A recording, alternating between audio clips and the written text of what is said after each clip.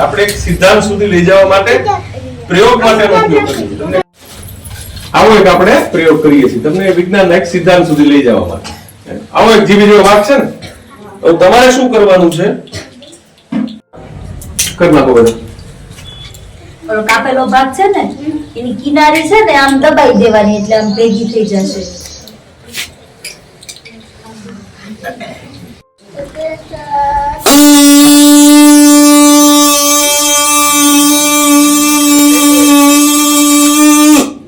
ચાલો શું થયું?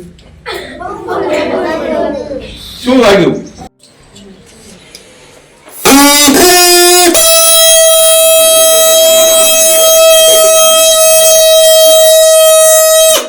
વાઇબ્રેશન ને કારણે પડાતી દરેક વસ્તુ વાઇબ્રેશન છે.